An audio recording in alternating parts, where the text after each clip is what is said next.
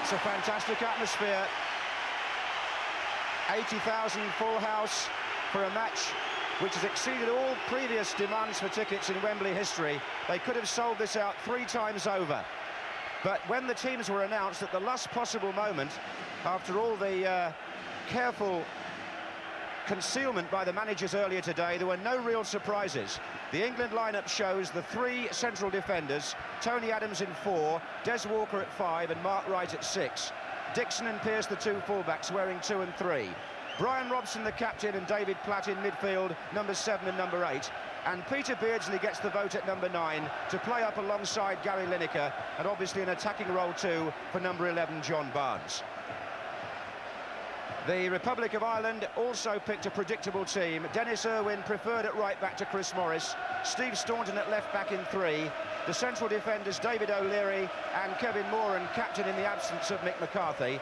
The main men in midfield, Andy Townsend in 6, Ray Houghton in 8 and Kevin Sheedy in 11, with Paul McGrath somewhere in there too perhaps. And up front, Niall Quinn, the giant number 9, and John Aldridge, now playing in Spain, wearing number 10. On the substitutes bench for England, the 19-year-old Manchester United forward Lee Sharp gets a vote, as does Quicksilver Ian Wright from Crystal Palace, and his clubmate Jeff Thomas, number 14, also, like Sharp, pulls on the full England shirt for the first time. As for the Republic of Ireland, number 12 there, Tony Cascarino, who scored the goal in Dublin that brought the score back to 1-1 when the teams met in November. Well, they're about to meet again, and before they kick off, a quick word from Trevor Brooking. Well, a sort of game that players don't need motivation for. Electric atmosphere. Both know how important it is to perhaps get the win, because whoever could get the victory knows they're in a very strong position then to go to Sweden next year. Every thing set up, hopefully, for an exciting game.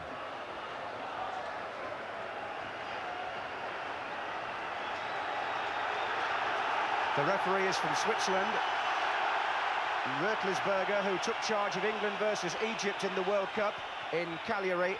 And of course that was also a ground or a venue where these two teams met before, when it was a 1-1 draw, as it was in Dublin. And here's Niall Quinn at Wembley.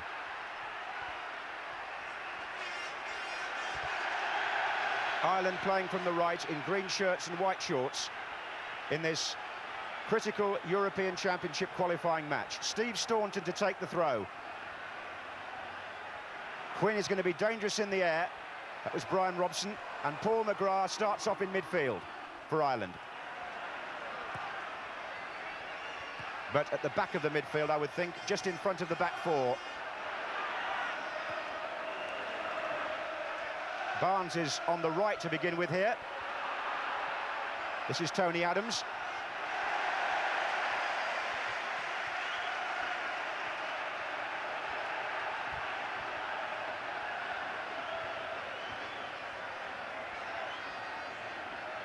It'll be Staunton with the throw for Ireland.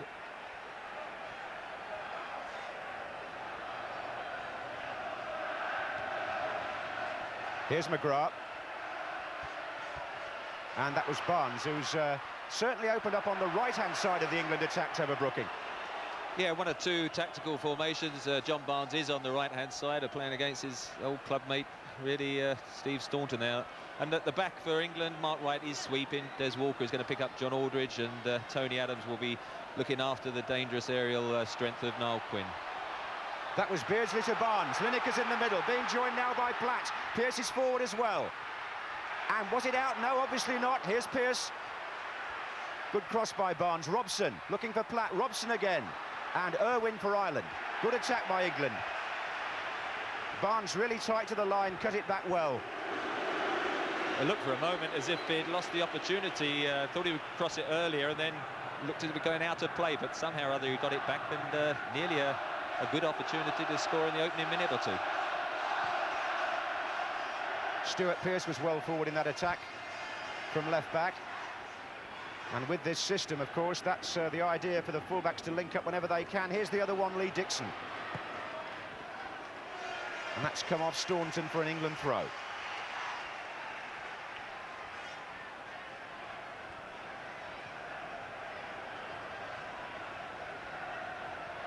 By far the best playing conditions in which these two sides have met in the Jack Charlton era.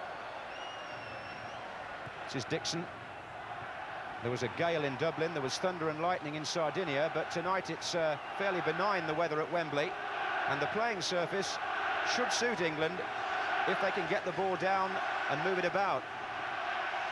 Forward goes Tony Adams for this throw from Dixon, his Arsenal colleague.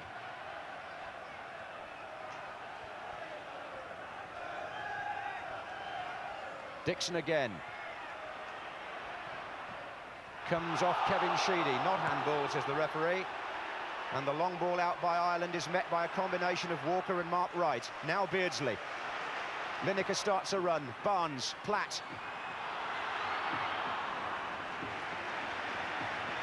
Platt was stopped by McGrath. This is Irwin for Ireland. That's the long ball hoisted forward, of which no doubt we shall see a lot more. No reason why Jack Charlton should change tactics at this stage. Here's McGrath. Houghton looks for Andy Townsend. And David Platt back in defence now. And Robson also. And here's David Seaman, who got the vote over Chris Woods. The one selection that Graham Taylor did announce in time for the morning papers. Here's Pearce. McGrath got Houghton just inside him. John Aldridge furthest forward, being joined now by Townsend. Aldridge. Walker. Good play, Barnes. Robson linking up, and Beardsley, and Lineker was trying to stay onside. Paul McGrath quite happy to push forward there, which I think sensible tactics from Jack Charlton. He's not just come here to keep it very tight and hope to get the low-scoring draw. If the opportunity is there, he's going to ask his midfield men to get forward.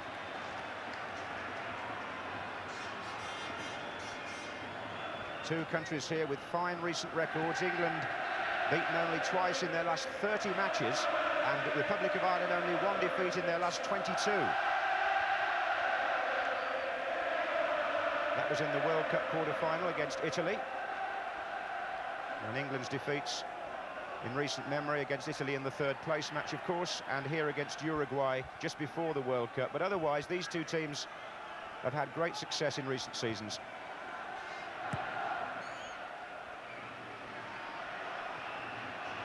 Barnes. And he's certainly operating on the right wing so far. Pearce, in fact, has got the freedom of the left, and that was Lineker. Certainly fouled. David O'Leary picks him up.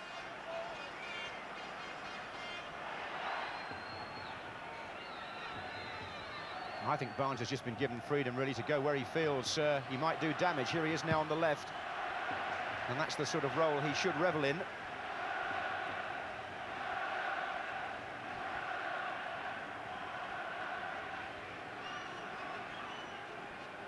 Beardsley.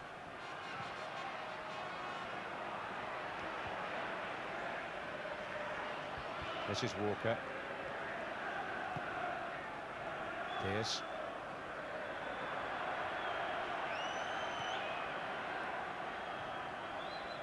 And again. David Platt well forward, David O'Leary covering.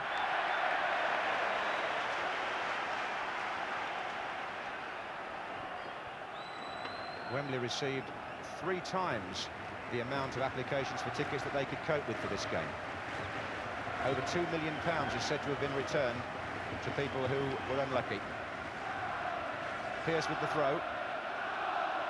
There's Barnes, there's Lineker. Oh, and Staunton away from David Platt, who was just about to make contact when the Liverpool fullback hooked the ball out. Very close. Good flick on by Barnes, and Lineker was in there too, but Platt came close to putting that over the line.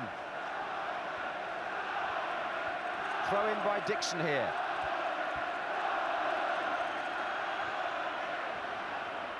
Two Irishmen going for the same ball. Then Sheedy, number 11, collides with Dixon, who gets the ball back. Barnes. Still Barnes. Lineker's in there. Pearce is just behind him. Irwin for Ireland.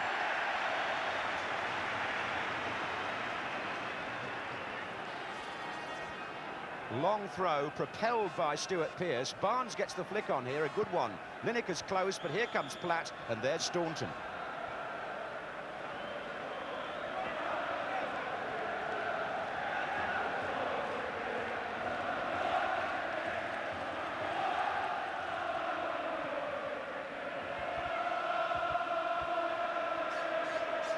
Nice little touch that by John Aldridge.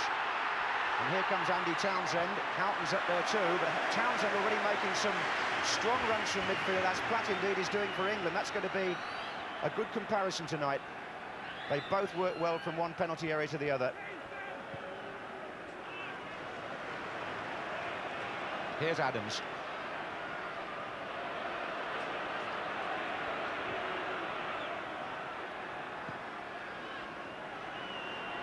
Walker. Looking for Lineker, but not finding him. Do you see this as being a tactical battle, Trevor? Well, I think, you know, the Republic are marking down at the back as well. David O'Leary primarily picking up Gary Lineker, and Kevin Moore trying to pick up Peter Beardsley. He likes to drop deep, Beardsley, and rotate with David Platt, who then pushes forward from midfield. And it'll be important for Paul McGrath to keep an eye on David Platt getting into the penalty area. That was cleared, or half cleared, by O'Leary. Barnes. Robson's in the penalty area this time for England. The cross was blocked by Irwin, but Pearce can pick up the throw. Robson stays in there. Header out by Staunton, only as far as Dixon to shoot. Oh, it's got in!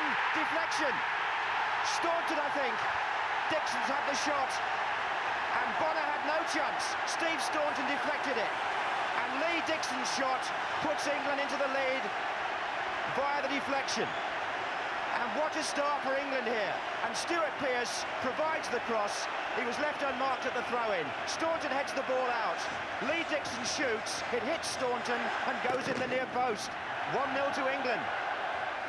Terrible bad luck for Steve Staunton. It was a floating cross by Stuart Pearce, and his header, his original defensive header, wasn't that good. It fell to Lee Dixon, who a bit speculative with his shot, didn't catch it great, and completely wrong-footed though Pat Bonner when it took a vicious deflection off Staunton. And now the Republic, they've got to try and just draw breath, not panic, but they didn't want to go down so early in the game.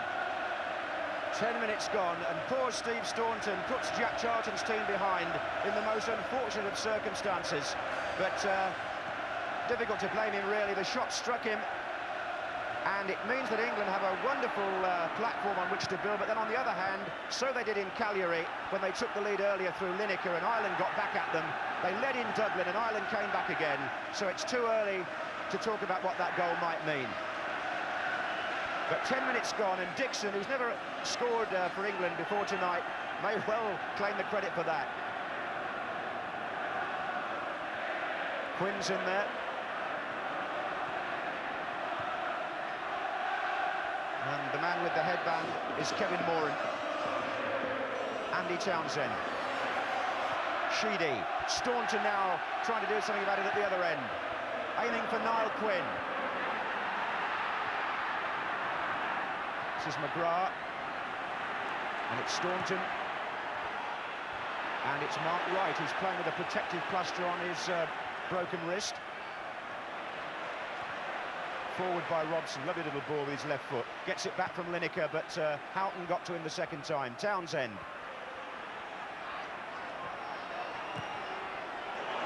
And here's Platt with Barnes inside him. O'Leary covering. Some sad Irish faces around just at the moment after that 10th minute shock. And this is how it happened from the other angle. Dixon hits it with his right foot, and I'm sure Bonner would have had it, but Staunton's deflection gave him no chance at all and diverted the path of the ball completely.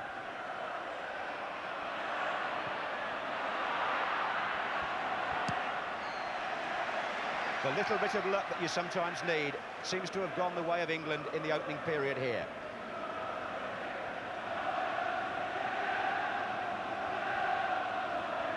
Staunton with the throw.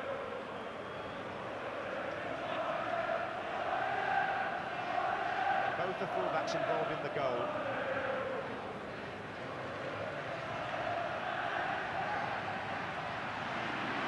Long ball by Robson. And this is David O'Leary for Ireland. Dixon's header misdirected. Here's Quinn. Aldridge. McGrath. Houghton's made a forward, but he's onside. Aldridge and Quinn waiting in the centre corner. Now Ireland will send Moran forward and O'Leary. Kevin Sheedy, who can bend them in viciously with his left foot from the right-hand side. Moran's gone into the 6-yard box, but it's been played short to Houghton. Lifted in. Quinn is there, out by Mark Wright and away by Platt. Back in again by Staunton.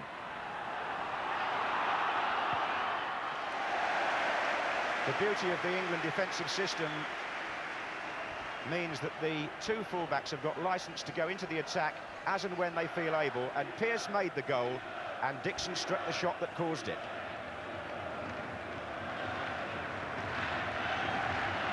It was quick thinking by Pearce when the throw-in was taken, because he got to the ball before an Ireland player had a chance to mark him.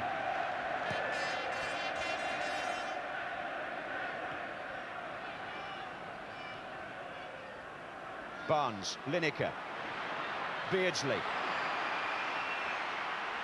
and still Platt's joined them in the centre now. This is Dixon again, and another effort from the Arsenal fullback. He's really enjoying this, Trevor.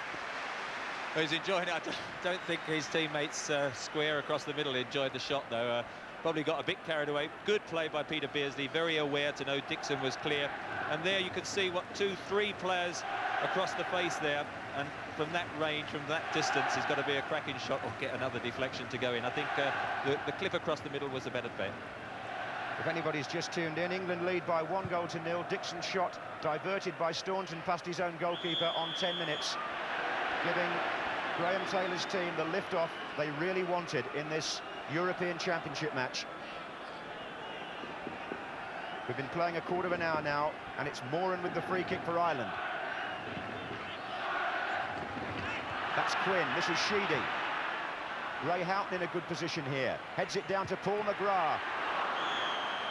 England were looking for an offside flag there. It looked to me as if Niall Quinn was standing there alone, but the deflection has taken the ball out for a corner. I think the linesman did flag as well, and it's been given a corner now, but I think the offside flag went up. And O'Leary and Moran are both in the 6-yard box this time. Oh, and Seaman's punched McGrath, and off the line, and Moran, and against the post. And Ireland don't know how they failed to equalise. David Seaman got lost really on the cross, and the Irish so close to making it 1-1. The corner here has the goalkeeper with his punch not really a good one. The player on the line is Peter Beardsley, and then Kevin Moran crashes his shot against the post. It was Beardsley who cleared from McGrath initially. And McGrath thought there that Ireland were right back in it. Well, again, I suppose that little bit of luck going England's way, because it wasn't the best of punches by David Seaman, and Paul McGrath trying to pick his spot. Peter Beardsley almost got his feet stuck under him and just managed to edge it out, and then, much to David Seaman's relief, the rebound by Kevin Moran came back off the angle of the post. Well, it's an exciting opening here, to be sure. Quinn is closing in. Seaman having to jump with him. And he'll be pleased to have made that catch, the Arsenal goalkeeper, because that was a jittery moment back there from the corner, to be sure.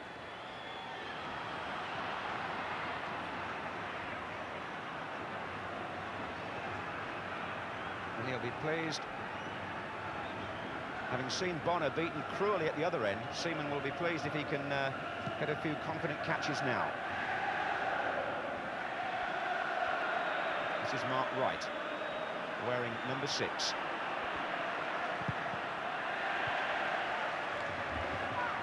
The Republic responded very well to that, going a goal down, the comeback and pushed forward, and England have been on the defensive since, and important stage of the game, but Ireland reacted very well.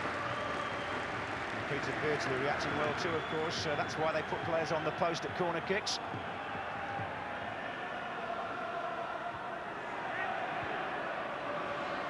Townsend, and now Beardsley's in the attack. Dixon also. And it was McGrath who'd gone back.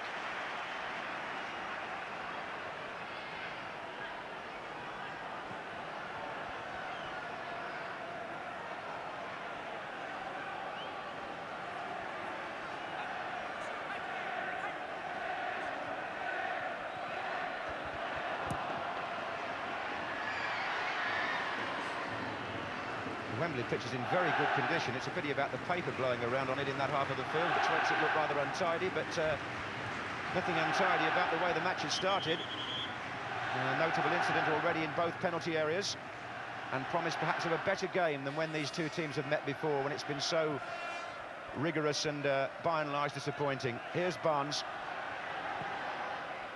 Platt, good chest control. Beardsley, Lineker's closing here, and Paki Bonner came, and David O'Leary, I think it was, got in front of him to clear anyway. Don't think he could have heard the goalkeeper shout there, O'Leary. He wasn't taking any chances. I don't think he could afford to, because Gary Lineker was coming behind him, and I wouldn't like to say whether Pat Bonner there or Gary Lineker would have got to the ball. So David O'Leary, good defended. Yes, experienced fellow, isn't he? And playing partly tonight because Mick McCarthy, who's normally in the centre of defence, is injured. Forward by Staunton. The header on was by Niall Quinn.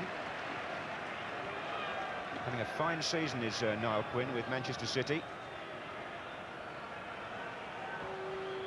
He's almost impossible to beat in the air. What England must do is watch for the knockdowns and make sure they stay with the runners.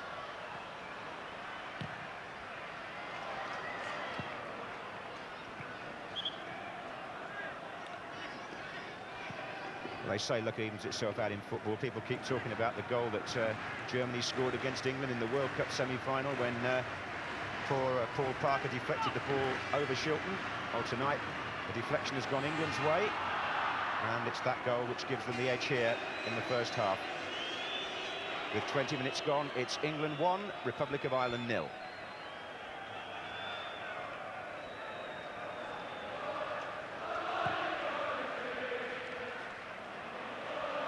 On by Barnes, and away by O'Leary. Quinn for Ireland. Supporting him from midfield was Andy Townsend.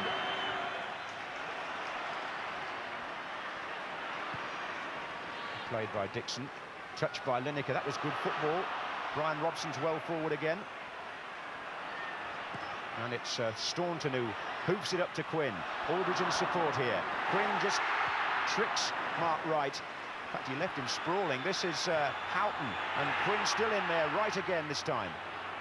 Platt, Sheedy, and Seaman coming, and Wright, in fact, got to it first.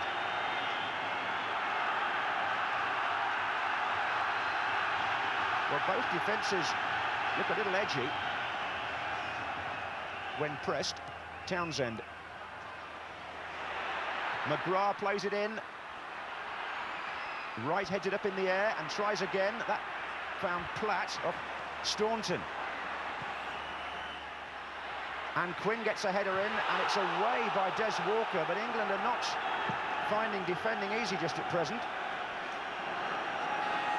And haven't really cleared their lines very well there. And there's nobody like the Irish to keep your pen back in there if you don't clear it. Here's Houghton, Irwin. And Platt now has got a little bit of space, but Moran to meet Barnes. Sheedy. Quinn. Away by Wright, forward by McGrath. Quinn's in there again, the up and under. Des Walker. McGrath, Sheedy. Mark Wright. And still Ireland come at them. Townsend's cross. And England are just not getting the ball away. Staunton. Townsend. In it goes again towards Quinn. It's going to be a real slog in there for England's defenders. Here comes Irwin, and now McGrath. And this is typical pressure football by Jack Charlton's team. Houghton's cross, Niall Quinn's coming in, Adams' header, Sheedy with the shot, off Adams, away by Wright, and panic beginning to spread back there. They just can't get the ball out. In again by Staunton. Up goes Quinn.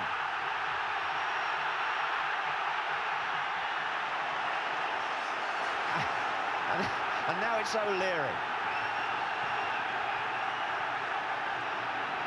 Quinn's header once more. Houghton's there, and Brian Robson with probably the best pass out of defence we've seen, but that wasn't a good one by Platt. Moran, and there's a player in an offside position here. The linesman must flag now, and I would think England will be very glad to get that 3 minutes over, Trevor. Well, the last few minutes, there must have been, what, 15, 20 crosses. Big Jack must be looking there thinking, how didn't we get one of those with a scoring opportunity? But they compete very well, and that's the man causing the problem. I mean, he's, what, 6'4" or 5", and as I say, you can't challenge him. It's impossible to beat, and this is knockdowns. And at the moment, England are just hooking it a bit aimlessly clear and giving the possession back to Ireland. At the moment, they've got to try and sort of settle down at the back and not give the ball away, because the pressure comes straight back on them. It's not pretty, but it's certainly effective, as we've seen before.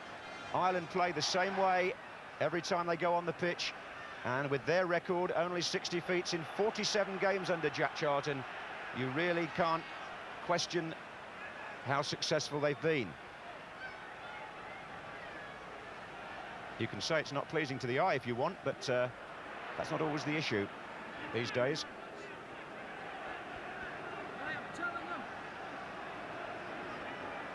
Anyway, England have got time to draw breath.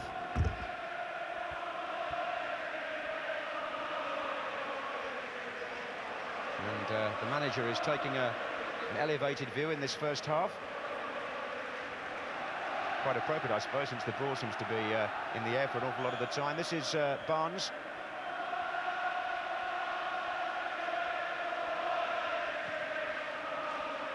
The Ireland supporters making themselves heard now after a good 5 minutes for their team. John Aldridge was bustled over there. Free kick given.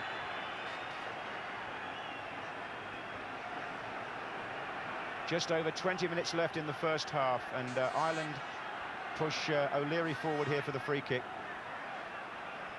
Taken by Owen, headed out by Robson. Barnes, good ball. Peter Beardsley. Lineker trying to get up to his right, Barnes to his left. Lineker goes on, marked by Sheedy of all people. This is Barnes.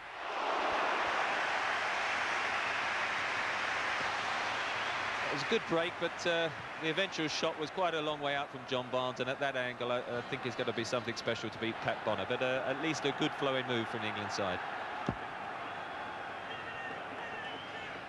It might be worth pointing out as well that in those 47 matches under Jack Charlton, Ireland have only, I think it's 3 times or 4 times had 2 goals scored against them in any one game. It's an extraordinary record.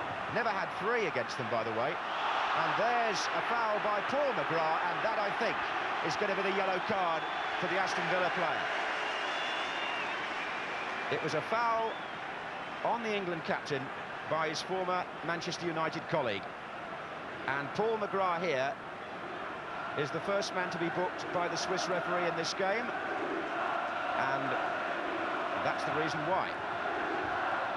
Can't dispute that. There was no way he was going to get the ball, and quite rightly the yellow card. The free kick is taken by Mark Wright. Pearce is up there too.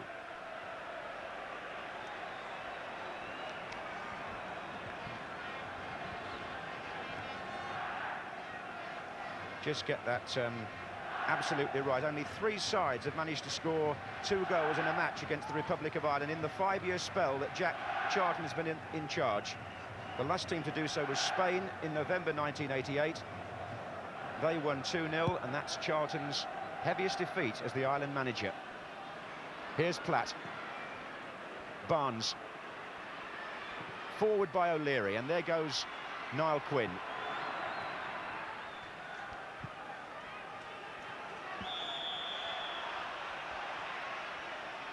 Offside flag was up there. Gary Lineker.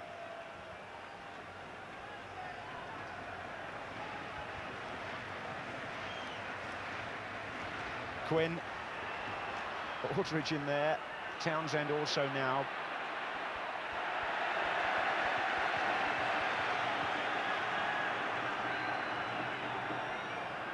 There's Townsend again. Houghton. McGrath swings it in towards Niall Quinn, unmarked! A goal for Ireland! And big Niall Quinn couldn't really miss. The marking was shocking. I just don't know. Well, Jack Charlton's thrilled to bits, and I don't know what the England defence was doing. Niall Quinn must have thought it was his birthday in there.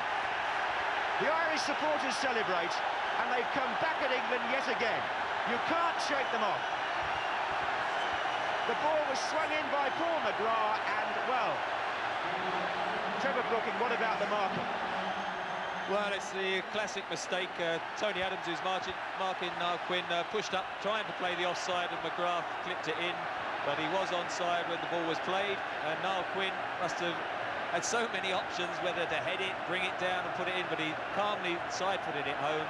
And to be fair, I think Ireland do deserve to be level. That's fair enough, and to give Niall Quinn full credit, he took it very calmly indeed. In a match of this importance, it's Barnes on to Beardsley.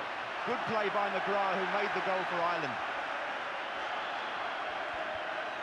May look an easy chance, but you've got to put them away. And Niall there, who's having such a fine year since he's moved to Manchester City, he was so cool.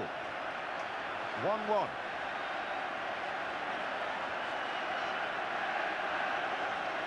Adams is forward for the free kick.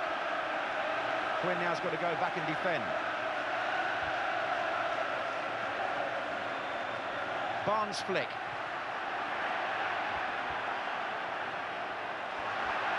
England just can't get Ireland out of their system. They lost in Stuttgart. They drew in Sardinia when they led 1-0 England, and then Sheedy scored. In Dublin, Platt scored, and then Cascarino got Ireland back in it again. And now here at Wembley, Quinn equalises for Ireland in the first half, and it's all square again with Sheedy. Pearce. Lineker back to Barnes. Sheedy again.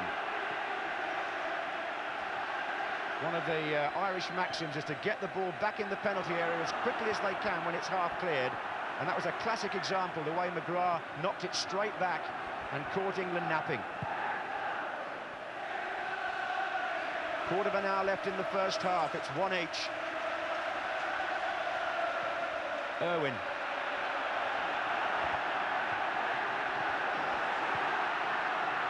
Sheedy. Adams stretching a bit.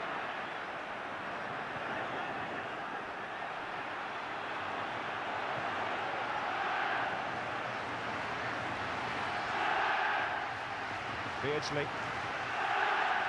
Robson.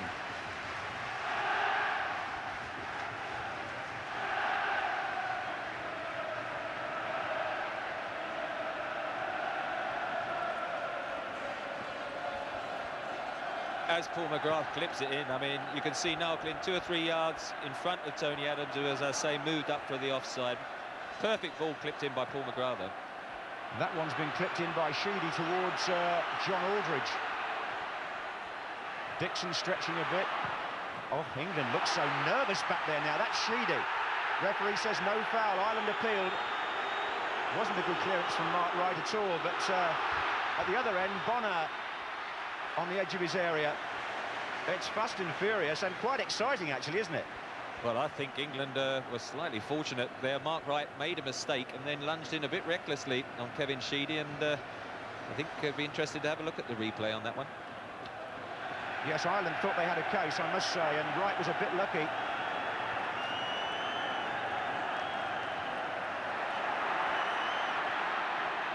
And here's Sheedy. Barnes now defending. Pearce. Well, Ireland do like to play the game in the other team's half, to use Jack Charlton's expression, and at the moment Ireland do look a bit like the home team. All the play is in the England half of the field. Robson, can he change it?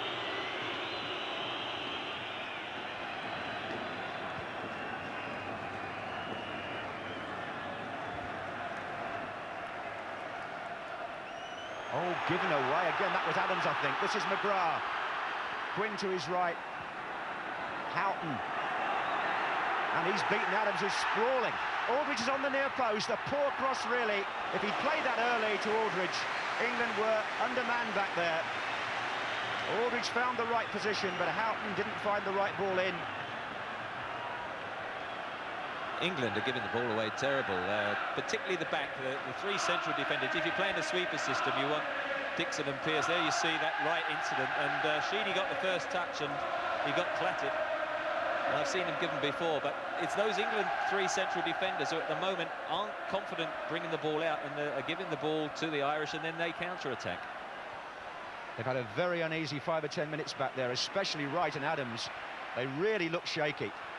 And Quinn is continually pressing up on them. Here's Dixon.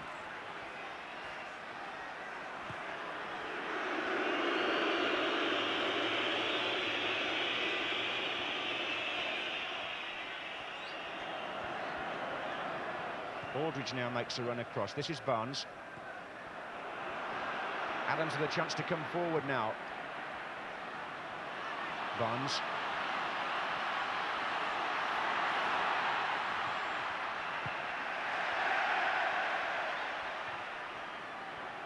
But look how quickly it comes back out that Ireland half.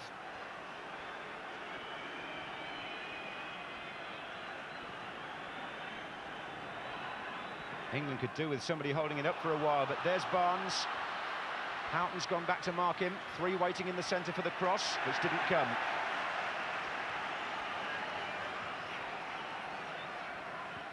Pearce. Robson. Lee Dixon's now gone across into the inside left position. This is Pearce. Moran's header out. Robson's flick back in. Platt's in there, and here comes Robson. Bonner to meet him.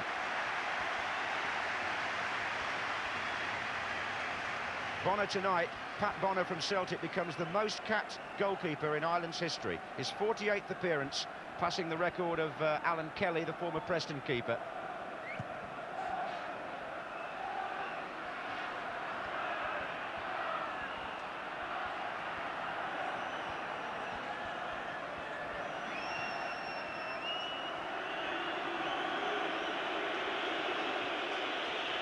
Ten minutes left in the first half. England 1, Republic of Ireland 1. For anybody who's just turned on the set, just joined us, Staunton deflected Dixon's shot in after 10 minutes to give England the lead. Quinn equalised after 28 minutes for Ireland. Here's Dixon.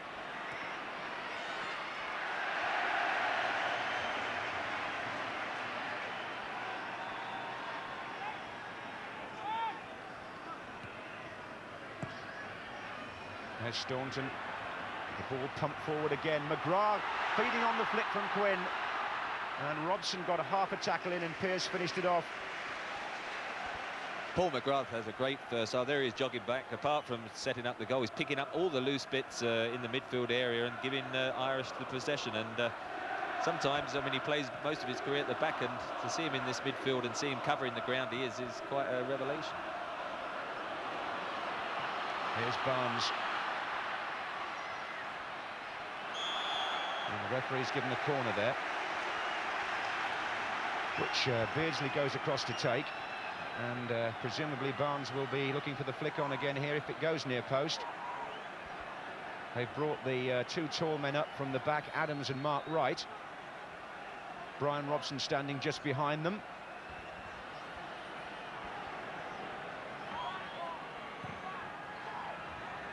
And that is Brian Robson, and that's Gary Lineker in there.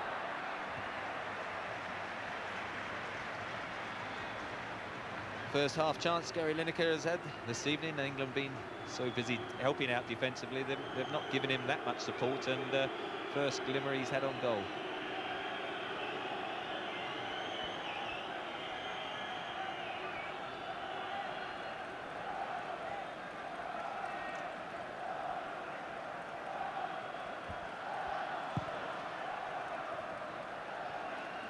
Up go. What a good header by Niall Quinn. That was superb. He beat both men in the air there.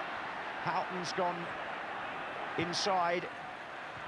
Mark Wright's header. Staunton. McGrath.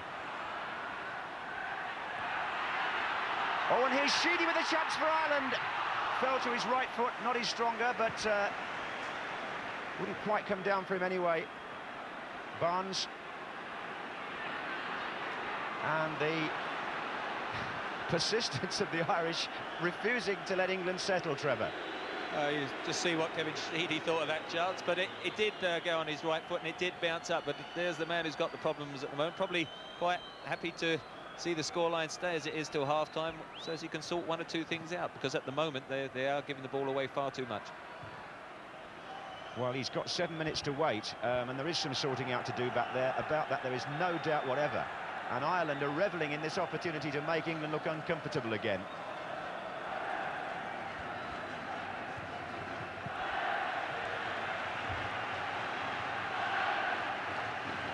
There's a superb flick just now by Niall Quinn, just showing his timing in the air. There he is again. And he's forced a corner to Ireland.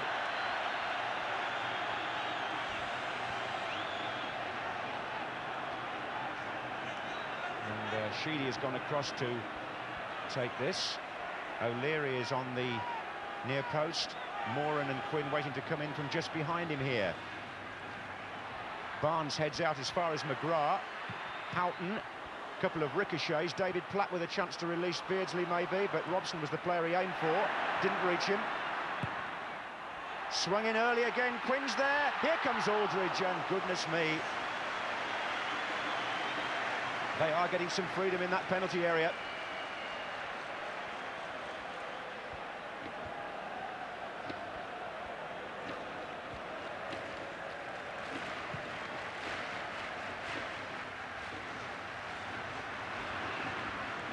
Walker to Platt. Now Lineker. Barnes coming in from the far side. It struck Kevin Moran. This is Beardsley. Looking for Lineker. Moran's header this time. Robson. Once more Beardsley. Staunton in the way.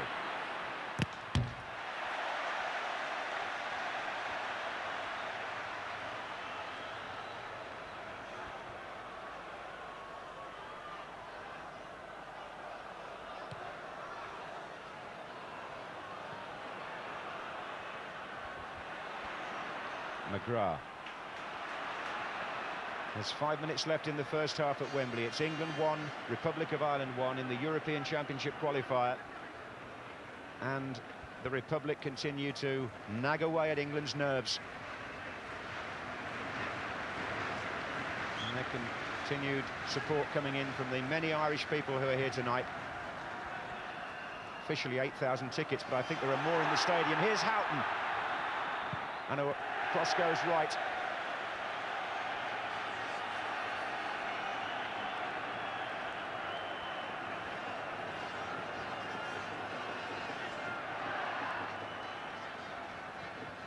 The irony of this really is that Graham Taylor, as a club manager, was always a believer in the big tall centre forward in his Watford days and beyond. And here we've got a big tall centre forward playing on the other side, who's making life so uneasy for the England defence. Every time Ireland get the ball in any area of the field, it seems, Niall Quinn is the obvious target, and he's making a rattling good job of it so far tonight too.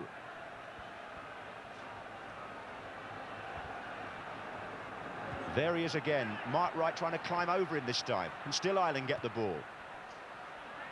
And the throw.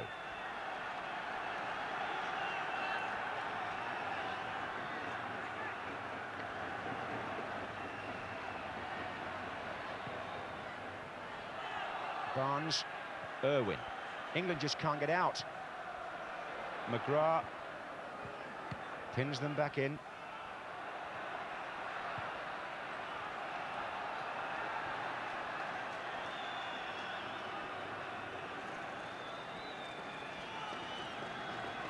Well, there's no question that this is the hardest test that England have had since Graham Taylor took over. Header forward by Moran. Pearce, Lineker. And two England players really slipped there as they ran into trouble, and that's an offside against John Aldridge. The Irish pattern is so well defined, Trevor. They all know exactly what to do, don't they? And they look a yard or two quicker this evening. That's the thing that struck me. When the ball's just been dropping down, there's always an Irish leg that's getting there first. They just look that yard or two fresher and And the appetite looks that little bit more. It's a strange England performance, almost as if the goal seems to have rocked them back and brought Ireland to life. Yeah, I think Jack Charlton's uncomplicated methods, something that the players all believe in, and the opposition are left to wonder exactly how you play against it. Well, England have had 3 or 4 attempts. How are they going to sort this one out? Barnes. Too high for Beardsley, but Sheedy finds Aldridge for Ireland. And good running from the midfield, Ray Houghton. Oh, and he's going to go on a return here. Houghton, and Platt's the man going back with him. Good save by Seaman. Good advance off the line. Houghton running from midfield beyond the England back 4. Dixon. Oh, good ball. That was Lineker to Pearce. And that was Robson, number 7.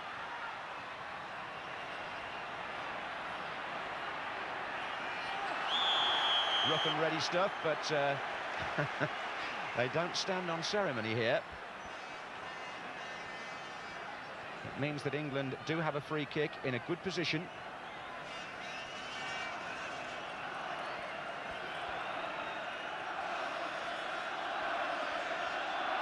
Beardsley to take it. And McGrath comes in behind Barnes. And England keeps 7 men forward.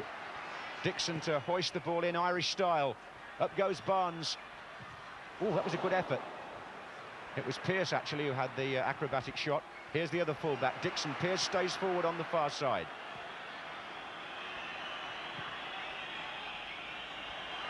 Robson trying to shake them off, but there's always another green shirt, it would seem. This is Ray Houghton.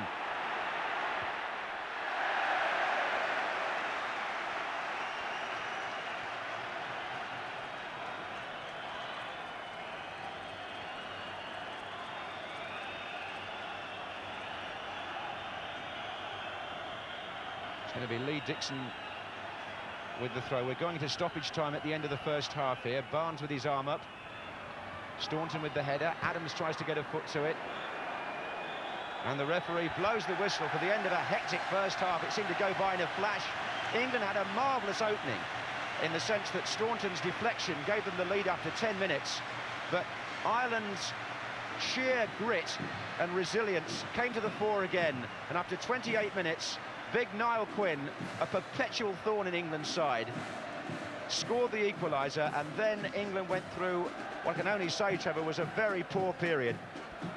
Well, I think the way Ireland play into Quinn, I think the 3 centre-backs, as it's turned out in the first 45 minutes, have been a bit of a waste of time, because there's no point in having a sweeper because they've been so close together. I'd actually take one of the centre-backs off and bring in an extra midfield player, Jeff Thomas or Lee Sharp, because we're not winning possession in the midfield, England, and so I think perhaps that's one of the options Graham Taylor might consider.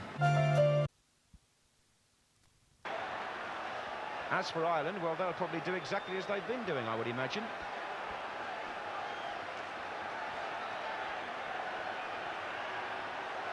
The goal that Niall Quinn scored, by the way, the first that England have conceded here in a qualifying match of any sort since Romania scored here in a World Cup tie in 1985.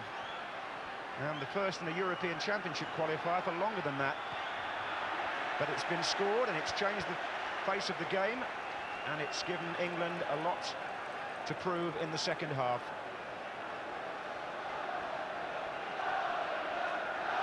And it's going to be a free kick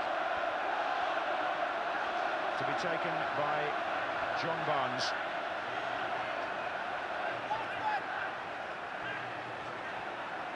Now Mark Wright's in the thick of that, so is Stuart Pearce. And the deflection by Sheedy, whether he was 10 yards away when that kick was taken, whether it was his hand, it's up to the referee to sort out. I wouldn't have thought he was 10 yards, actually, when Barnes first took the kick, so it should be retaken, really.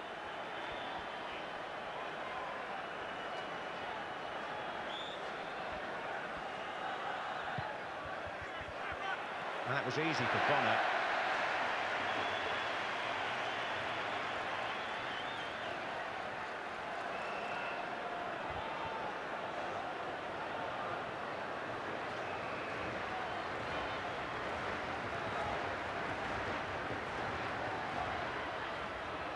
beats Quinn this time. That could be a good sign for England. This is Walker. O'Leary and Lineker.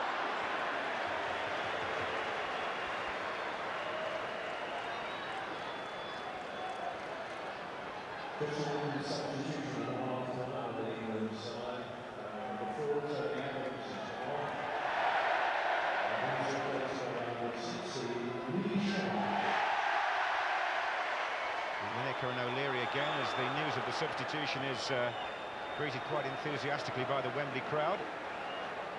80,000 all-seater stadium now, of course, Wembley. And there's the lad who's got his chance to set the place alight if he gets the service.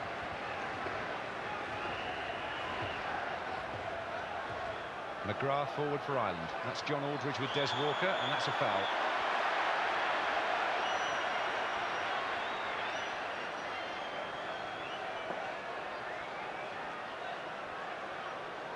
Now David O'Leary goes into the centre to join Niall Quinn. It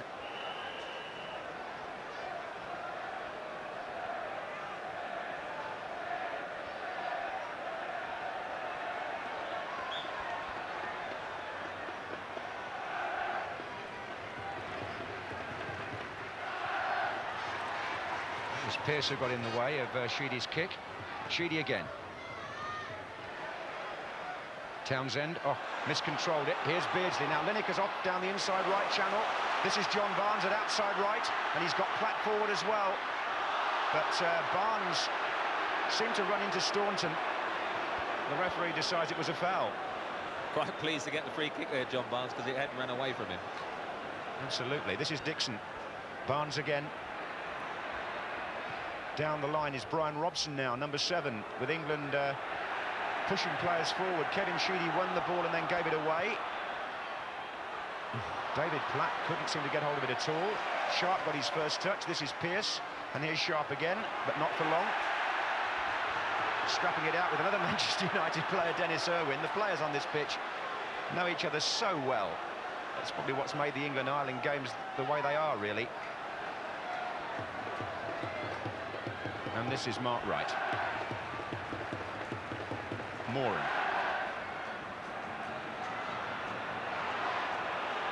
It's Wright again.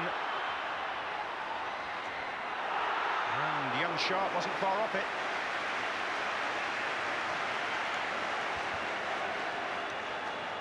Good to see Mark Wright having the confidence now as well to bring the ball out of defence on a couple of occasions there and set up the attack. That's what England need.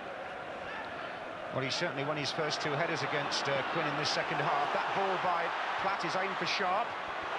And his first chance to settle on the ball here, the youngster. Taking on Irwin. And O'Leary came across. He's taken up a wide left position, as befits the role he plays for his club, Lee Sharp. And he's forced a throw which is going to be taken for England by Stuart Pearce. The crowd get behind England at last.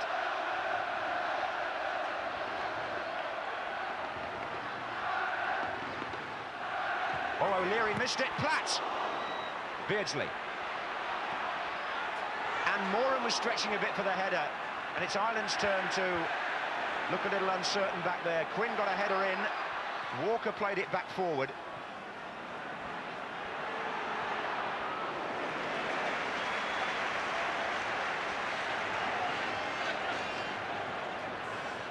Well, Jack Charlton, a World Cup winner here with England in 1966, now trying to plot their downfall again. What a strange tale it is. And up in the stand is brother Bobby. I think it's fair to say, for all the family connections, he's got daughter Suzanne there. I think Bobby will be supporting England, it's safe to say. England's record goal scorer, Bobby Charlton, and they could do with a goal now, wherever it comes from.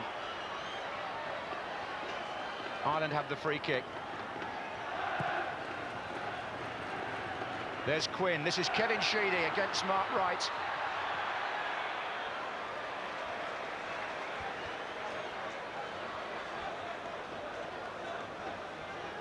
Again, the runner coming into the penalty box. Niall Quinn, in those situations, so good at knocking it down, and it was the man that occasion, Kevin Sheedy, who picked up the loose ball that Mark Wright covered.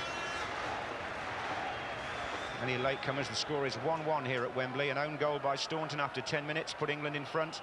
Niall Quinn equalised for the Republic of Ireland on 28 minutes. Now in the second half, it's England with Lee Dixon looking for Robson.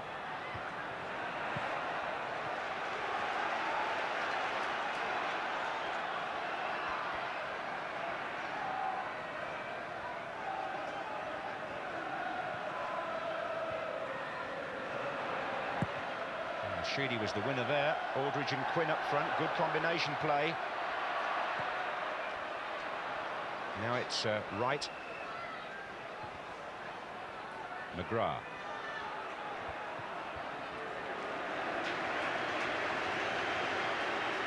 And down on the England bench, there'll be some earnest discussion going on, no doubt. They've made the switch now, and we'll see if it works. Graham Taylor, never a manager to be afraid to turn his system round at half-time. He did it in his club days quite a lot, I remember, when the game didn't go the way he intended. And that switch, I think most people seem to feel, was necessary.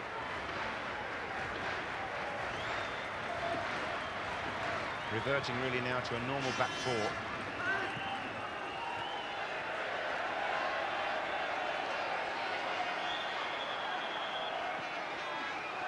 Swiss referee just insisting that the throw is taken from the right place. It's Irwin for Ireland. Hooked on by McGrath. That's the early ball again.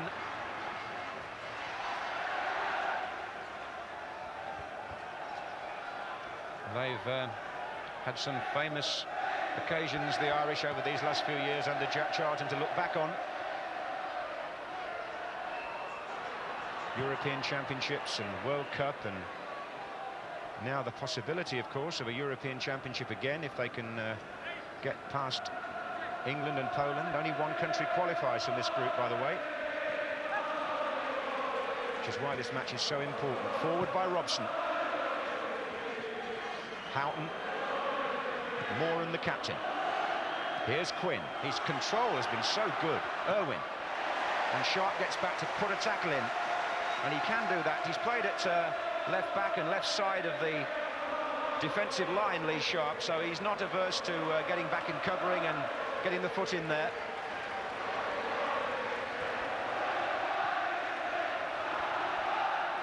Lineker. Moran.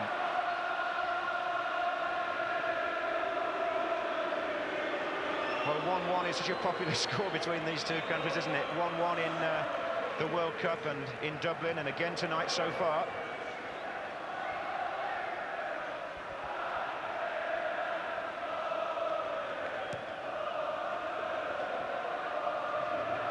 Pearce is headed forward. Irwin.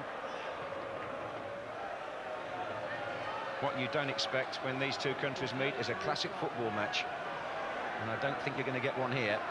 It'll be interesting and exciting, and it'll have its moments of drama, as it's had already, but it won't be an exactly flowing game. 10 minutes gone in the second half. Here's Niall Quinn.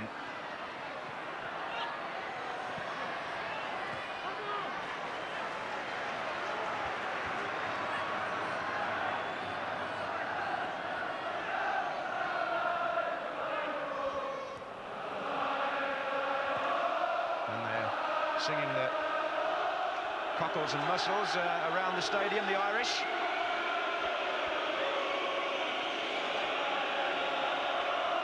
And they're certainly winning the battle there, the supporters. They're out shouting England, there's no question about that. It's no contest.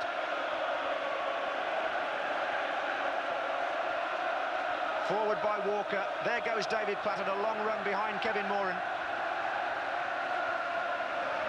The Irish lending a real flavour to the occasion here.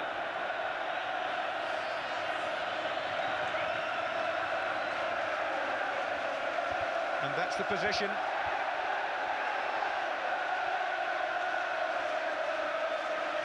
And the England fans are now stirred to respond. Lineker's flick, but only as far as O'Leary.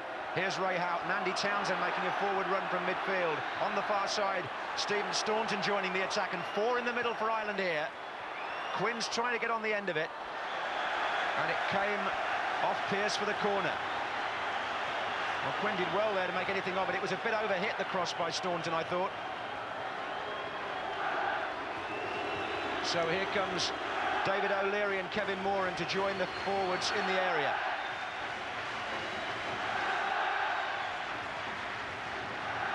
Quinn's up there with Wright, and Barnes with a half clearance, no more than that. Robson heads on and then takes a bad blow. I think that was probably a collision with O'Leary, but it's Brian Robson for sure who's got either knocked out or certainly a bad bang in the face. Or was it Moran who he collided with? Probably Kevin Moran actually, but Robson certainly felt the impact.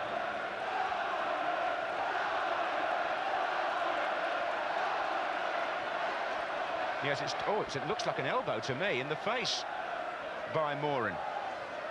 What did you make of that, Trevor? I did make it was definitely an elbow. I mean, it was a clumsy tackle more than anything, as you can see as he comes in. Brian Robson heads it away, and Kevin Moran elbow catching him. I can't see any cuts or anything, but I'm sure he'll shrug that off. No noticeable bump, but it was definitely an elbow. Oh, I would say so. And Moran rather fortunate not to get a yellow card, I would think too. Here's Houghton. He's given that away, Beardsley, but Lineker was coming back, trying to stay onside. And Ireland are furious back there. They won't please Jack Charlton if they get themselves into difficulties in their own half, because it's not part of the pattern. One of Ray Houghton's few mistakes is at a very good game in midfield, just tucking round from that right side that he starts off and just playing behind the front people, and he's picked up a lot of the loose ball. There he is, and set a number of their attacks on the break. It's a free kick to England. Lineker, Beardsley and Barnes all pushed well onto their markers on the edge of the penalty area, expecting Pearce to deliver it long. Platt's backing them up here. There he is. But the Ireland defence is so well organised, very rarely lose their shape.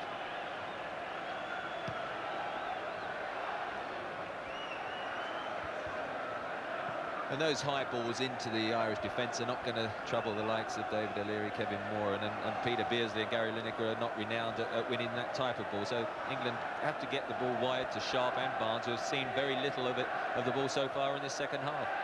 Here's John Aldridge. Oh, and they got a man free there. And Kevin Sheedy was the player who had the shot, and I would think if he sees this again, as we're able to do, he might feel he should have done better. It was his right foot, normally better on his left, and Seaman would be relieved, I would think, to see that go past the post from Sheedy. It was a good opportunity for Ireland. And as you say, but he's had 2 opportunities that both fallen to his right foot. One sat up a bit, that one was better to strike, and I'm sure if it had fallen on his left foot, we might have been looking at 1-2 by now. Another warning for England then, and the Irish supporters in good voice here.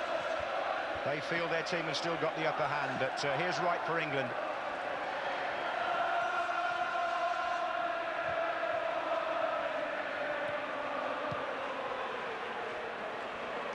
Quinn's flick on again. John Aldridge, Quinn. Oof, they nearly got Andy Townsend through from midfield there. Platt. Beardsley. Sharp. Oh, Pearce was coming forward at a rate of knots and the ball went behind him. He's rescued the possession anyway. Gets it back from Robson. Here's Sharp. Irwin coming in behind him. That was a foul. Climbing by the right back. Now a free kick to England. Beardsley's come across. And Wright is on his way forward on the far side. Brian Robson joins the throng in the middle of the penalty area here.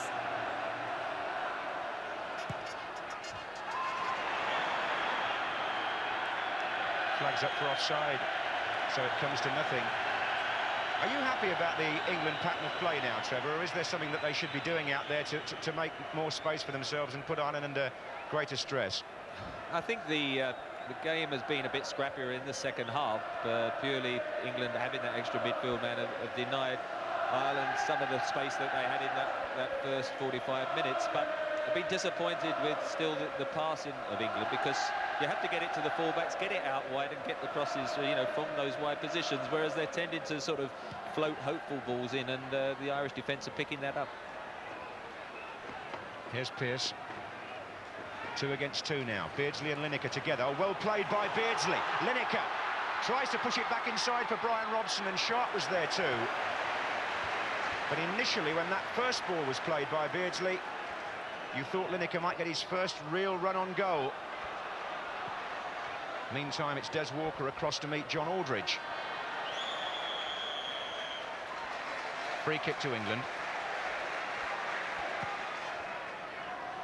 Beardsley, another good touch. Robson. And now Lineker against Staunton, who came across fast from left back. Good piece of covering play, actually, by Staunton. The flag was up, but he didn't know that, and he came in to meet Gary Lineker. An offside was given.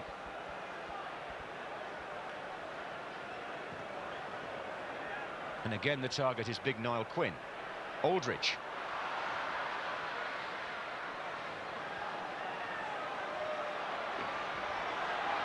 Yes. Oh, and Robson's given it away to McGrath, who was a bit hurried because he held his head there, Paul McGrath, because he knew that a slightly better ball would have put either Quinn or Aldridge in a very threatening position. It was a let-off for Brian Robson, really. Lineker.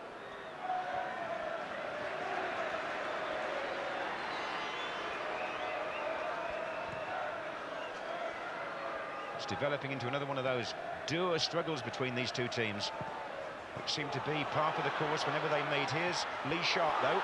Shakes off Irwin well. Lineker's in the inside right position. Barnes is there too. And Sharp tried to go past David O'Leary on the outside and got blocked on the very edge of the area. It's going to be a free kick. Sharp here, people thought perhaps he might go to the right. He tried to go to the left. I don't think he was actually going to go anywhere with it, but out of it comes a free kick in quite a good position for England. No Gascoigne to curl them here tonight, but the players nearest the ball at the moment are Pearce and Platt. These obviously will have been rehearsed in training. Bonner just checking on his wall. There are two England players mingling with it. Barnes is in the action as well, and Jack Charlton has an anxious moment here. Are they going to play it back for Pearce to shoot? It caught the wall and flew over the crossbar from Stuart Pearce. Wasn't the best of sides for a Stuart Pearce special or a John Barnes. They're both left-footers, and ideally you would want it on the other side of the penalty area. That was the sort of position where, as you say, Paul Gascoigne would have been ideal. It's going to be a corner to England to be taken by Beardsley. Short to Pearce. Beardsley gets it back, and it comes off McGrath.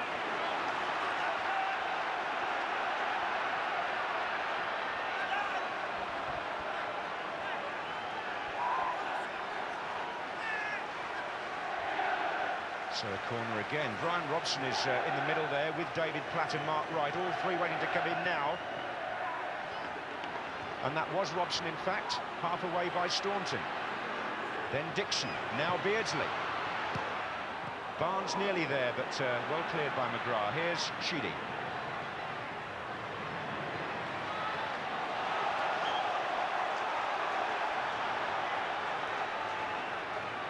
Promising little period for England came to nothing, so with 20 minutes gone in the second half, the score at Wembley remains England 1, Republic of Ireland 1 in this European Championship qualifier. If it stays like that, Poland will be probably the most pleased with the result, since they're in contention as well. Here's McGrath. If England and Ireland knock each other about like this and share the points, then the Poles could sneak in between them and qualify. Paul McGrath there, I think, just recovering from the fact that he'd got through two Stuart Pearce tackles, which not many people do, and still be on your feet.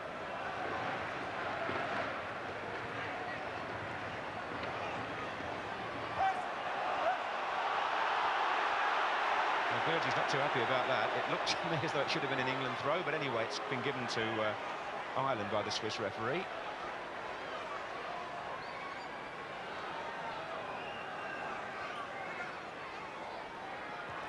It was right initially, and now it is an England throw. That's an ironic cheer from the home contingent of supporters.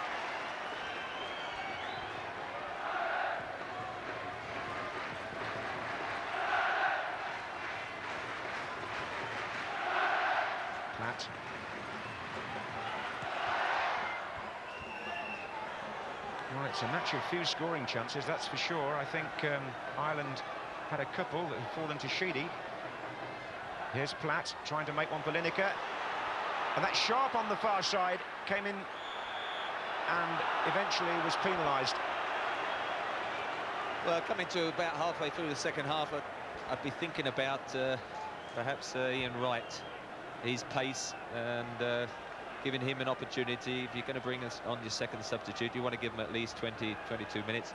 2 or 3 of the England subs are warming up, but if there was one, I think the timing would be about right for the Palace striker. And there he goes, just loosening up. I'm sure eager as anyone to get onto that pitch.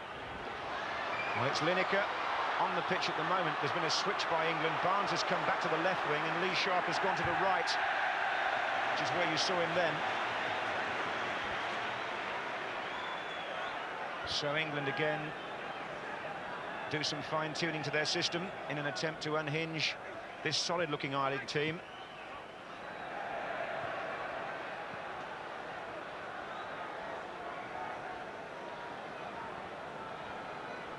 Ireland themselves are not looking as dangerous as the first 45 minutes, but you can't, in all honesty, say that England, although they've had a bit more sort of possession, they're not creating that many chances. So you just feel you know, a new, fresh face in the striker's position might be or help that creative chance situation, because at the moment it's very much a stalemate.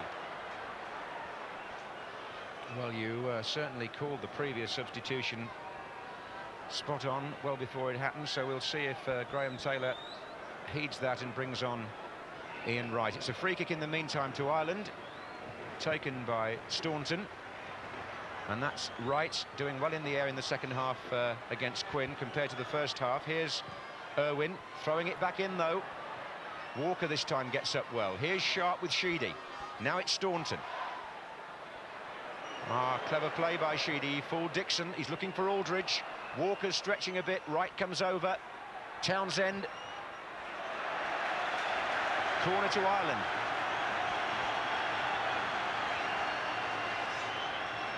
The Ireland midfield again. First Sheedy, then Townsend, just surging forward and picking up those loose ends as they have all throughout the game. Well, that's their style, and it's working for them again. It's going to be Ray Houghton to go across and take this corner. He's got O'Leary in the 6-yard box here. Quinn jumping well, but there was enough around him, enough white shirts around him to make sure it didn't extend David Seaman. And there are 20 minutes left in this European Championship match. The score is 1-1, and Ireland are still full of hustle and bustle, refusing to let England develop their normal pattern of play. Look at that as an example. Dixon. Barnes has to come back to try and help, and it's all very, very scrappy. This is McGrath. Goodness gracious. You really wouldn't think it was international football at times, but that was finally away by Pearce. Ireland have also got a hand to play if they wish from the bench. That's Tony Cascarino, who could come on and make the aerial battle even more pronounced.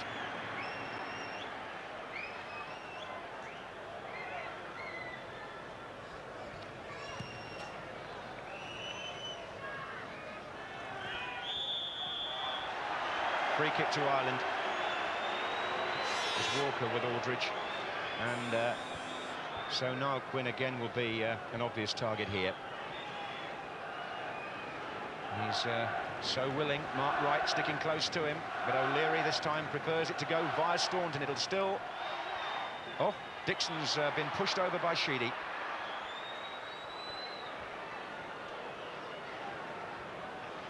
There's some movement over on the bench, and it's the usual switch by Jack Charlton. We saw a lot of this in the World Cup, where Aldridge, having run himself into the ground, is the player they normally bring off. And it looks very much as though he'll be replaced by Cascarino here. It's not the most glamorous of roles for John Aldridge, but he goes about it in an uncomplaining sort of way. This is Barnes. Dixon.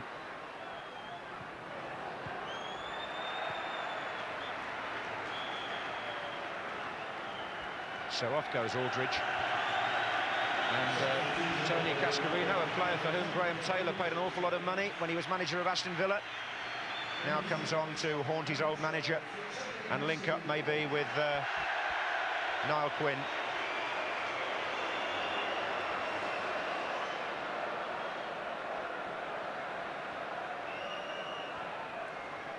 Platt lifts it over. Lineker.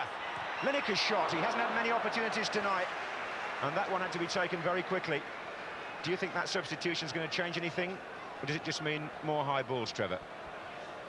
Well, I think it'd be more high balls, a bit like that one there. Gary Lineker trying to hit the shot on the turn, but Leary hustling him, and he couldn't get it on target. But no, Cascarino's outstanding in the air and more dangerous than John Aldridge, so I think Mark Wright and Des Walker will be expecting more of the same. Ian Wright seems to be preparing.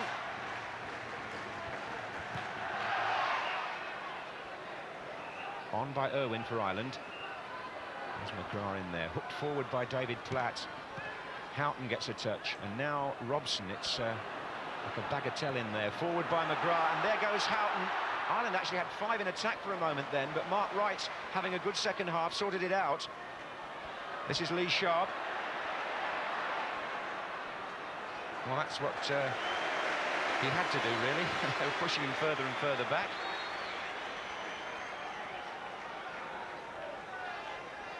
Words from Laurie McMenemy to the prospective substitute.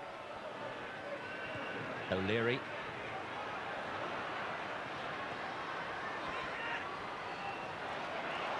Brian Robson won that well, but England are looking for almost the eye of a needle ball through to Lineker, and the Irish are just moving across and cutting off the channel.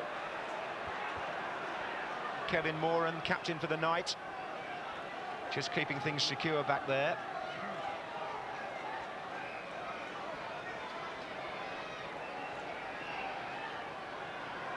Well, is it going to be another 1-1 between these two nations, or is there yet a twist in this match? Des Walker.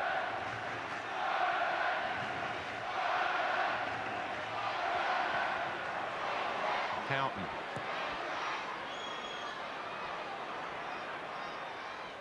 Cascarino will chase across here, but Walker, then Irwin, flags up. Offside. Well, there are 15 minutes left here at Wembley, and it's going to be a chance for Ian Wright of Crystal Palace. He played, of course, against Cameroon last time out. And can he come on and provide the speed or the skill that could turn the match England's way?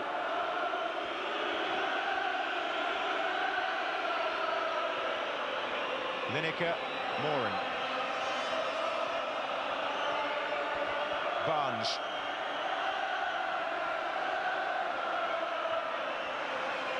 Staunton shadowing his Liverpool colleague. Oh, goodness me.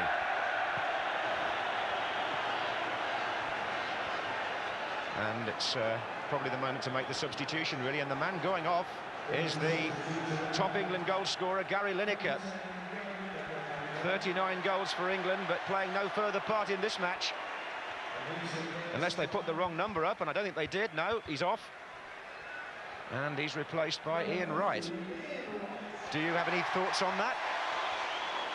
Well, an interesting switch. I can't remember last time Gary Lineker would have been taken off like that. It must be purely, as I say, tactical. Ian Wright is more of a dribbler, take people on. Gary Lineker thrives on service, on crosses and through balls, and he hasn't had many of those this evening, to be fair to him. Here's Ray Houghton for Ireland. It's Paul McGrath.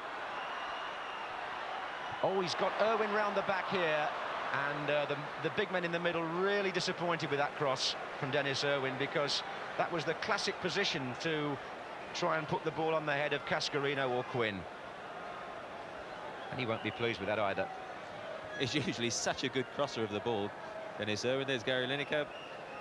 Didn't have many chances on goal, and perhaps suffering a bit. You know, Spurs themselves not in the best of forms at present, and hasn't had many chances, as I say, this evening to get a bit closer to Bobby Charlton's record. So the England attack now reads Barnes on the right wing, Beardsley and Ian Wright in the middle, and Sharp on the left wing.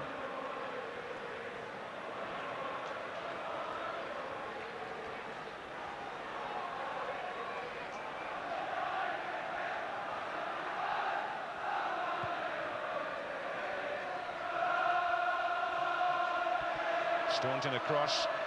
Here's Platt. John Barnes. Blocked by McGrath. Houghton. Townsend. McGrath again. Quinn wants it played forward early. Cascarino's with him. And the header from one to the other. This is Cascarino. Oh, and he's got past Mark Wright, and a stretch by Pearce saved England. There was a moment earlier in that where if Cascarino looked at the referee as though he felt Wright tried to pull him down. It was an anxious moment, actually, wasn't it? Yeah, it was a foul, but the referee played the advantage. But just that stumble when Mark Wright tried to bring Cascarino down enabled Stuart Pearce to get back and make the tackle. It's a corner to be taken by Sheedy.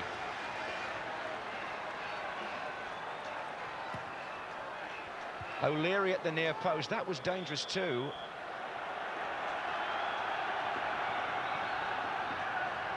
And England have got some defending to do here, because Cascarino and Quinn are waiting to come in from deeper positions. Moran's up there as well. And John Barnes is the player who meets Sheedy's cross.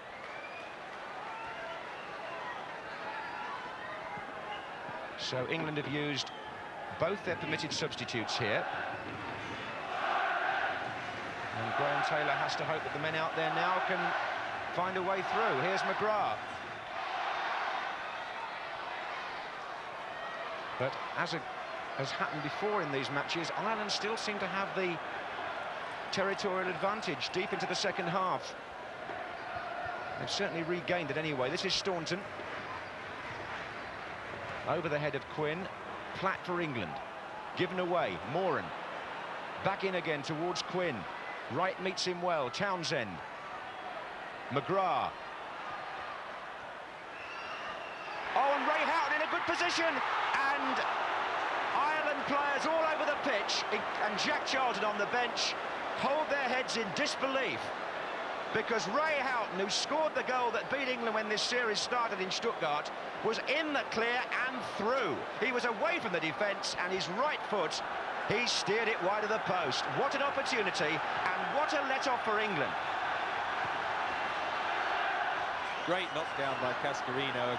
Again, a clip through by Paul McGrath. He and Townsend have been superb in the central midfield, winning everything. And Ray Houghton running through Graham Taylor, knows he was very close. It just ended up in the middle of him. He wasn't sure whether to hit with the inside of the foot or the outside. Chose the inside and just skewed it wide. But that was probably the best opportunity of the match so far. Just under 10 minutes to go, and England escape. Now, can they bounce off that and do something at the other end? Good ball from Pearce to Beardsley. Barnes and Ian Wright waiting in the centre. Barnes. He got away from Staunton there and made a shooting position for himself. And he's not too pleased with his own finish. I can remember him scoring a goal here at Wembley on the half volley, just about on that edge of the area. It flew in the net, so on that occasion he got underneath it and never threatened with Pat Bonner's goal. I think it was against Uruguay that, as you say, he hooked one in superbly from there. And what would England give to get another one on target now? There's only 9 minutes left, and Irishmen all around Wembley are beginning to think again about a 1-1 draw. But if Ray Houghton had put that ball in the net at the other end, they'd have been thinking about a 2-1 win.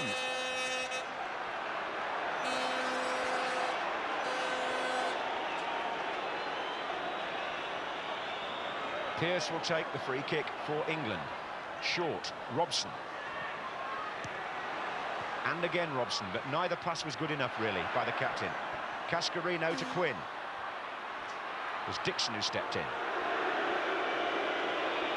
Well, they're booing the pass back, but perhaps that was what Jimmy Hill was saying at half-time. At least you can start again then and hook the ball forward, which Seaman has done, and it's headed out by Moran. Quinn turns. Townsend. Offside flag.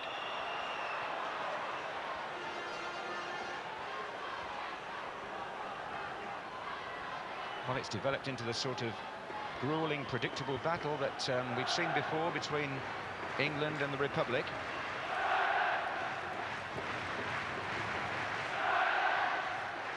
Barnes heads on. Beardsley looking for Platt. McGrath.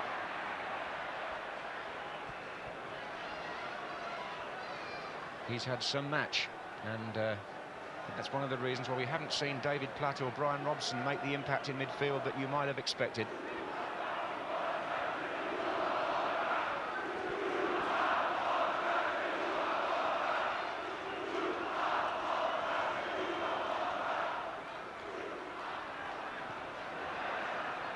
Barnes from Beardsley.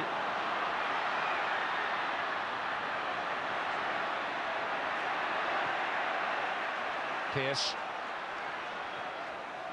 Sharp. Pearce again. And it was Robson who just got his foot in there. And it comes off the head of young Lee Sharp.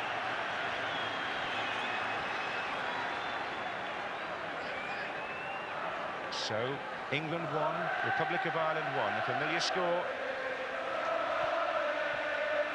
And the 80,000 Wembley crowd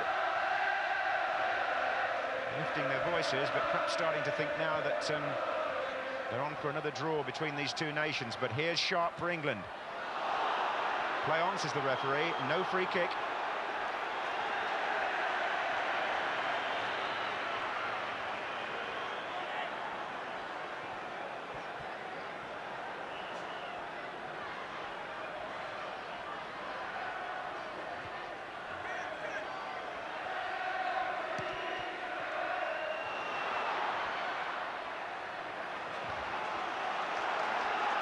So England pressing forward. This is Pearce. Moran gets in the way. It was well driven by Pearce, but the Ireland captain there. Beardsley.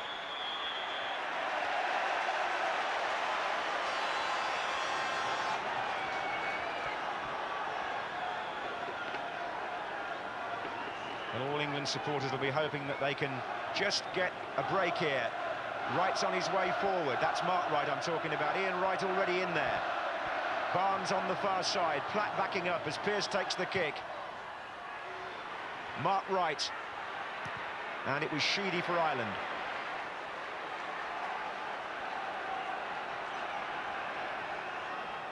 Five minutes to go at Wembley. 1-1. Beardsley.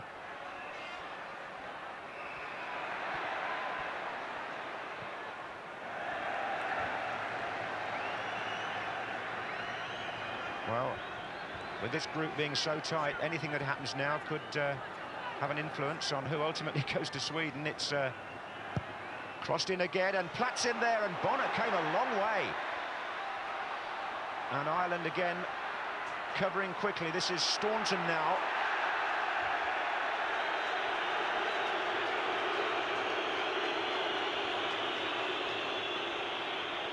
He got caught actually there by quite a late challenge from Dixon.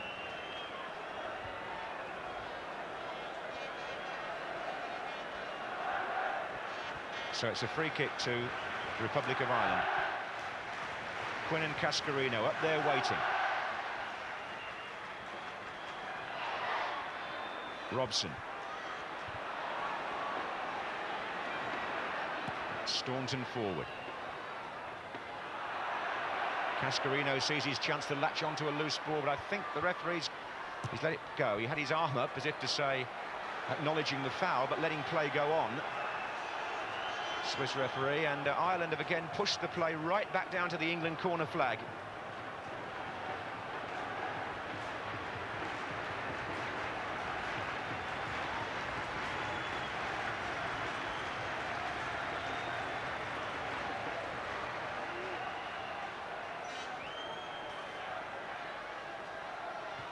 Well, in the middle of that was Tony Cascarino, but it was about 3 against 1 there, I think. Here comes Kevin Moran, typically courageous. Cascarino in there again.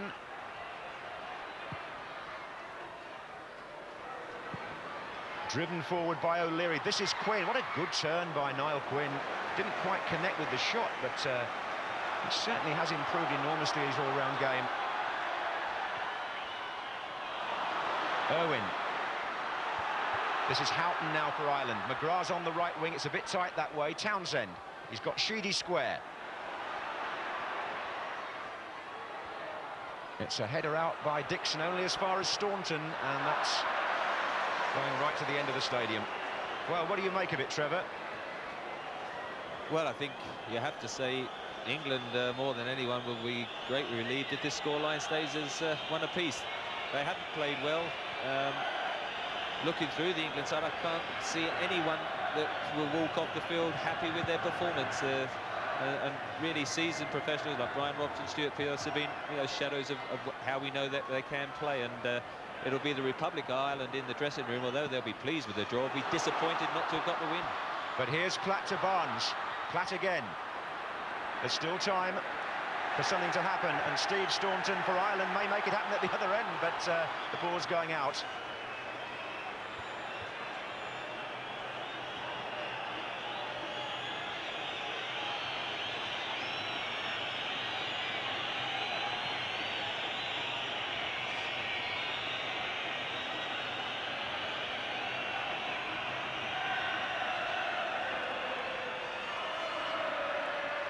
Beardsley, back to Dixon.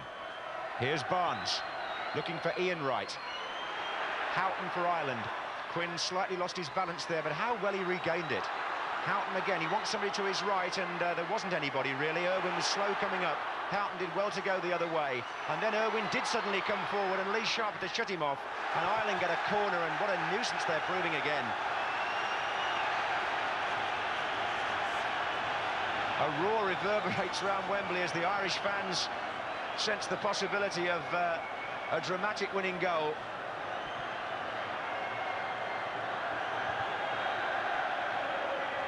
Quinn and Cascarino here, obvious targets. McGrath to come in behind them. Sheedy to take the corner. Townsend's in the box as well. Ooh, and Seaman between the two. Houghton drove it.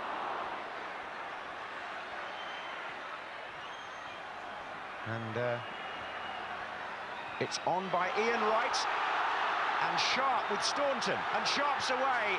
Ian Wright's in the centre. He took it, tried to cross it early, and it hit O'Leary, I think. And Lee Sharp just a bit over-anxious perhaps there.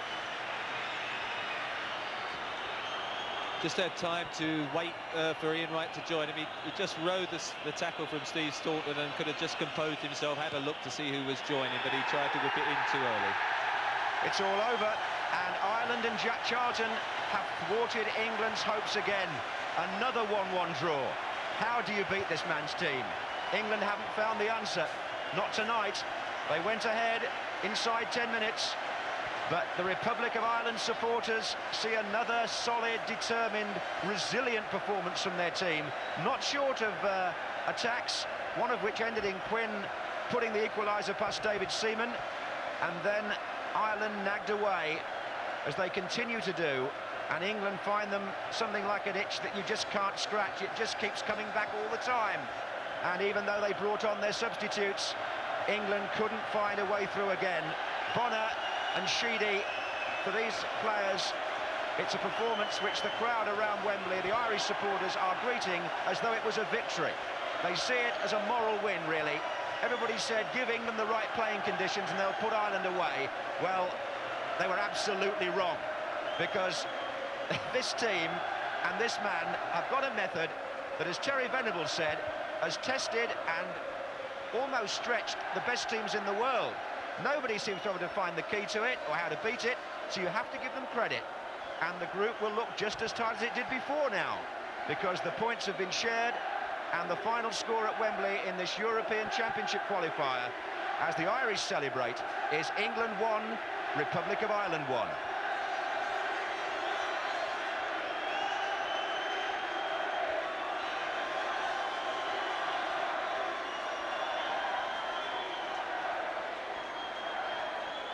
And I understand the England manager is down there with David Davis. Graham, the Irish continue to cause considerable problems for England. Not just for England, you know, for everybody. It's been a hard battle, like we said. We've cancelled one another out in result terms, and now what we have to do is better. We have to do better than the Irish against the Turkey, and better than the Irish against Poland. So as far I see it as straightforward as that. At the end, were you just a bit relieved, in fact, because the Irish really had the better chances, didn't they, to win the game? Well, they did coming in, but I would think they were relieved that Lee Sharp's cross in the very last minute caught, in fact, their defender. So in that respect, you know, that's the end of it. I'm pleased, and perhaps Jack is as well, I'm pleased the two games are over in that sense. There was always a danger, I thought, that we'd cancel one another out result-wise. The defence was under considerable pressure in the first half. Well, every defence is going to be, doesn't it? It doesn't matter. We played far too deeply, didn't push out at all. That, I think, is what disappointed me. We encouraged them just to knock balls into us and land them on top of us, and that was a disappointment, because I think we could have coped with that and should have coped with that better. Were you disappointed that England didn't create more, in fact? It's very hard to create. Very hard to create. I mean, you can be disappointed with a lot of things. But I mean, it's not just England against Ireland, it's a number of countries. It's not just England that find it difficult to play against the Irish, a lot of countries do. So at the end of the day, you look ahead to the games to come? The other thing about football, David, there's always another game. Graham, thank you very much indeed. I think I've got Jack Charlton here with me as well. You must be delighted, Jack Charlton, with the result. Well, I thought we should have won. We missed two great chances in the second half to win the game, and I thought we should have won. I thought on the day's performance we were the better side. And you almost seem to be inspired by the England goal early on. Well, it was an unlucky goal. I mean, Stan could have cleared it. He was on his own, and he headed the ball out. The boy hit it, got a little ricochet and fitted. I mean, I thought it would have been unlucky to give the goal away. And but apart from that, we've created two marvellous chances, and we missed them. Key moments in the game from your point of view? Oh, when Kevin had the ball and it dropped on his right foot instead of his left. And Ray Houghton with the goalkeeper to beat, and he put it wide. So you look ahead now with optimism? Oh, listen, we needed a result here today. We got it. We battled. We prepared for the game right. The lads did exactly what they were supposed to do. There's nobody got more commitment than the Irish, and I'm delighted with them. I mean, we'll play anybody. We don't care. Jack, many congratulations. Thanks very much. Cheers.